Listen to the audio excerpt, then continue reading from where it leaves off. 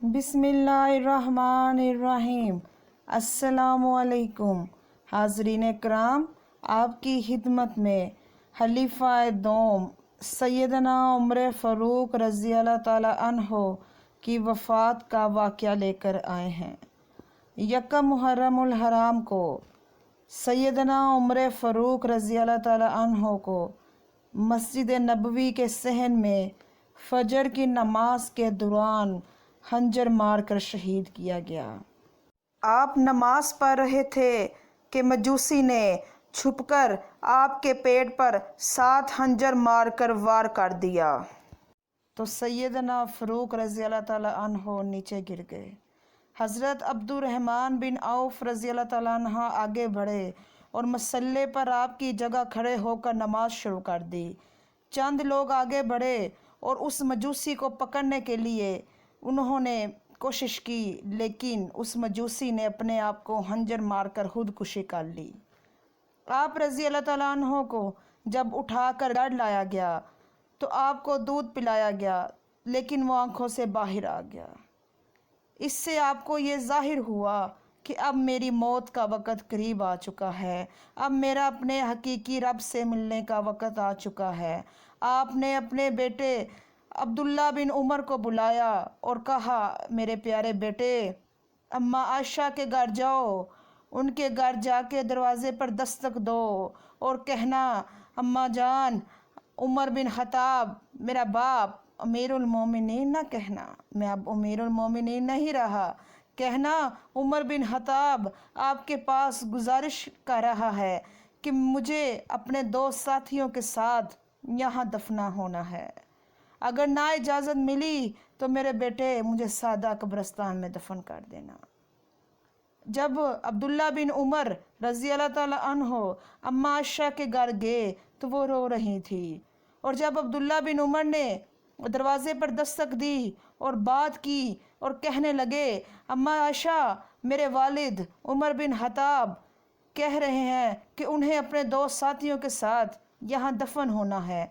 अम्मा आयशा रज़ी अल्लाह ताला अन्हा हो रोने लग गई और कहने लगी, ये जगह तो मैंने अपने लिए रखी थी, मुझे ये था कि मैं अपने शोहर अपने नबी सल्लल्लाहु अलैहि वसल्लम के साथ और अपने वालिद सैयदना अबू बकर सदीक रज़ी अल्लाह ताला अन्हो के साथ यहाँ दफन होंगी, लेकिन अगर उमर बिन ख़त्ताब ये कह रहे हैं तो वो मुझसे ज़्यादा हक रखते हैं। ये बात सुनकर अब्दुल्ला बिन उमर घर दौड़े आए और कहने लगे, अब्बा जान, इजाज़त मिल गई, अम्मा आयशा ने इजाज़त दे दी है। तो सैयदना उमर फ़ारूक रज़ी अल्लाह ताला अन्हो कहने लगे, मेरे बेटे, जब मैं वफ़ात पा जाऊँ तो मेरी मैयत को लेकर अम्मा आयशा के दरवाज़े पर रखना, अगर वो इजाज़त दें तो फिर मुझे अंदर लेकर जाना। हो सकता है कि वो मेरी ज़िंदा होने की वजह से मेरा लिहाज करके उन्होंने इजाज़त दी हो, मेरे मरने के बाद मेरे बेटे उनसे इजाज़त लेकर मुझे वहाँ दफनाना। और जब मौत का वक़्त, मौत की आहट महसूस होने लगी तो घबराने लगे और डरने लगे।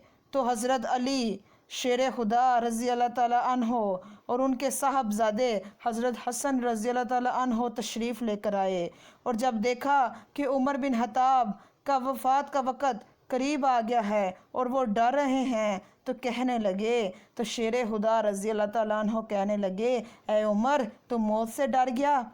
ए उमर, तुझे मौत की घबराहट हो रही है?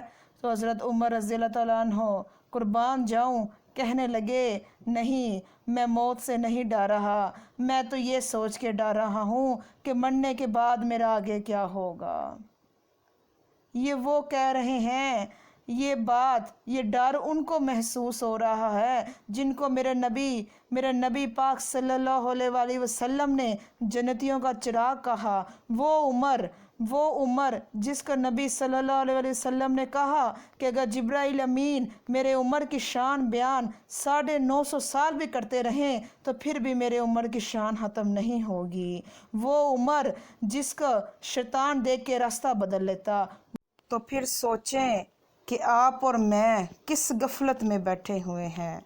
जब हज़रत अली शेर खुदा रज़ी अल्लाह ताला अन्हो ने یہ سنا تو کہنے لگے عمر تم کیوں ڈرتے ہو؟ میں نے اپنے کانوں سے نبی رسول صلی اللہ علیہ وسلم کو یہ کہتے سنا کہ جنت کے بڑے لوگوں کے سردار ابو بکر اور عمر ہیں۔ حضرت عمر نے کہا قیامت میں گواہی دینا، قیامت میں گواہی دیں گے آپ اس بات کی؟ تو حضرت علی نے کہا میں بھی دوں گا اور میرا بیٹا حسن بھی دے گا۔ جب موت کی آہٹ بالکل قریب محسوس ہونے لگی تو کہنے لگے میرے بیٹے عبداللہ مجھے زمین پہ لٹا دو۔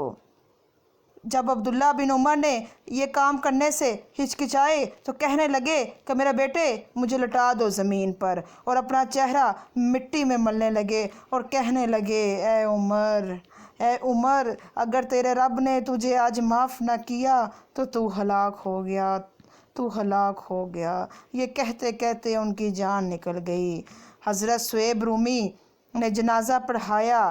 آپ نے نصیحت کی تھی کہ میرا جنازہ صہیب رضی اللہ تعالیٰ عنہ رومی پڑھائیں گے۔ جب جنازہ اماں عائشہ کے دروازے پر رکھا اور دستک دی اور کہنے لگے اماں عائشہ میرا ابا جان عمر بن خطاب دروازے پر ہیں، اجازت ہے تو اندر آئیں۔